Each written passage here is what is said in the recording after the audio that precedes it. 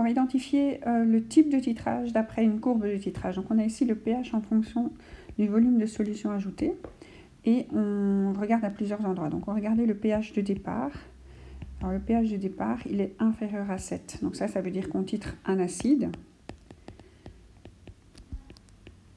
Et on regarde ensuite le pH à l'équivalence. Et le pH à l'équivalence, on doit prolonger les lignes et prendre le milieu entre les deux, le milieu du seau. Et on voit que le pH à l'équivalence, il est égal à 7. Alors quand le pH est égal à 7 à l'équivalence, ça veut dire que quand on a fini la réaction, quand on est pile poil avec la bonne quantité ajoutée, on a quelque chose de neutre, de l'eau. Donc ça veut dire qu'on est en train de titrer un acide fort. Si on était en train de titrer un acide faible, on formerait à chaque disparition de l'acide faible de la base faible, et donc à l'équivalence, quand la réaction serait finie, on aurait un pH basique à cause de cette base faible qu'on forme. Donc ici on titre un acide fort, il faut préciser par quoi on le titre. Donc si on titre un acide, on le titre par une base, et la base va toujours être une base forte. Dans la burette, on utilise toujours une espèce forte pour que la réaction se passe bien. Donc notre échantillon est un acide fort, un acide à cause du pH de départ, inférieur à 7, et fort à cause du pH à l'équivalence, qui est égal à 7. Alors, si on titre un acide fort, notre solution titrée est celle d'un acide, et donc l'inconnu du titrage, ce qu'on cherche, c'est la concentration de cette solution d'acide. Alors, les informations qu'on a, c'est la concentration de la solution titrante qui est dans la burette. Donc, on connaît la concentration de notre base, 0,6 molaire. On connaît le volume de notre échantillon d'acide. On a titré 25 ml. Ça, c'est ce qu'on a dans l'énoncé. Donc, 25 ml de solution titrée, c'est notre acide fort. Avec 0,6 molaire, c'est notre base forte. Alors, pour avoir la troisième info, on va regarder sur le graphique. Et sur le graphique, on voit que le seau a lieu à 8,5 ml. Donc ça, c'est notre volume de solution de base ajouté à l'équivalence, la quantité qu'il faut pour que la réaction soit bien complète et terminée. Donc ça, c'est le volume de solution ajouté. Et donc ça, c'est 8,5 ml. Et donc avec ces trois informations, la concentration de la base, le volume ajouté de la base et le volume de l'échantillon d'acide, on va pouvoir calculer la concentration de notre solution titrée.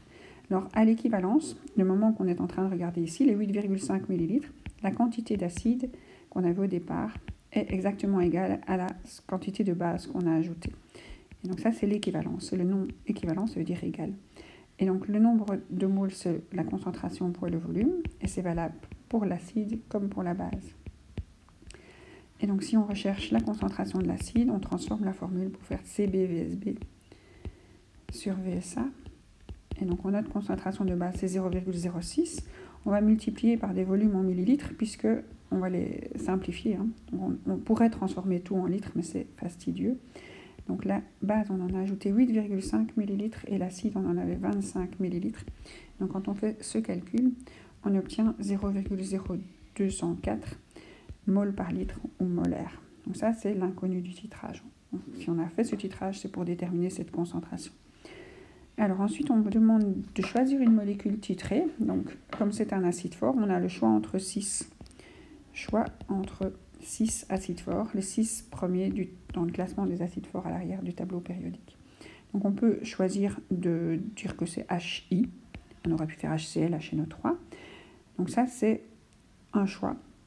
Écrire l'équation ionique si on décide de titrer HI, mais les espèces réellement présentes en solution quand on a un échantillon de HI, c'est pas HI puisqu'un acide fort il réagit complètement avec l'eau. Donc on a en fait dans la solution H3O+, et I- qui est la base de force nulle qui est conjuguée, H3O+ étant l'acide le plus fort possible présent dans l'eau.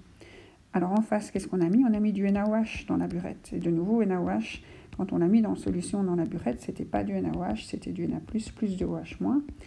Le OH- étant la base la plus forte possible d'en haut, et le Na+, ni acide, ni base. Il ne sait pas prendre H+, ni donner H+. Donc l'équation ionique, quand on se rend compte de ce qu'il y a réellement dans la solution, c'est H3O+, qui réagit avec OH-, quand on titre un acide fort par une base forte. C'est exactement aussi quand on fait l'inverse, la base forte par l'acide fort, c'est la même équation ionique. Donc qu'est-ce qu'on obtient? Une réaction complète, puisque le titrant est fort, et ici en plus le titré est aussi fort. Donc on a H3O+, qui est un acide, qui donne sa base conjuguée, c'est H2O. Et on a OH- qui est une base, qui donne son acide conjugué, c'est aussi H2O. Donc c'est pour ça qu'on a un pH de 7 à l'équivalence, parce que les produits de la réaction acide-base sont de l'eau, donc une solution neutre. Alors pour écrire l'équation moléculaire, à partir de l'équation ionique, il faut ajouter des contrions. Alors quels sont les contrions pour redonner les molécules? Donc on avait choisi comme molécule HI et NaOH. Donc entre OH- et NaOH, on a ajouté Na+, si on l'ajoute des deux côtés, puisque la réaction doit rester encore pondérée. Et de H3O+ à HI, on doit enlever l'eau, que j'appelle la babysitter du proton, et on doit rajouter le I- pour avoir la molécule de HI. Et donc, qu'est-ce qu'on a de l'autre côté? On va faire la même chose, retirer de l'eau, ajouter du I-. Donc, il nous restera une des deux molécules d'eau, puisque l'autre est éliminée, et du NaI.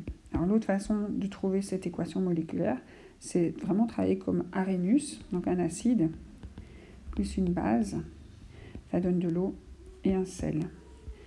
Mais je préfère travailler avec les contrions. Alors, est-ce que c'est tout ce qu'on nous demandait? Non, on nous demandait aussi de représenter un diagramme bilan du titrage. Alors, le diagramme bilan, c'est un graphique, mais qui n'y a pas le pH verticalement, c'est le nombre de moles des espèces réellement présentes en solution, les différentes espèces en solution. Et à l'horizontale, c'est le volume de solution. Donc, c'est comme l'autre graphique. Le point particulier, ça va être les 8,5 millilitres. Et donc, qu'est-ce qu'on va représenter sur ce graphique? On va représenter la disparition progressive de l'espèce citrée, qui est ici H3O+, réellement, pas HI, puisqu'elle n'est pas présente du tout dans la solution. Et en face, il y a le OH-, qui est, tant qu'on n'a pas ajouté les 8,5 millilitres, il n'y en a pas encore assez, mais si on en ajoute plus que les 8,5 millilitres, on a dépassé l'équivalence, le moment où on avait ajouté juste ce qu'il fallait, et on a donc le OH- qui apparaît. Le H3O+, une fois qu'il est éliminé, il reste à 0.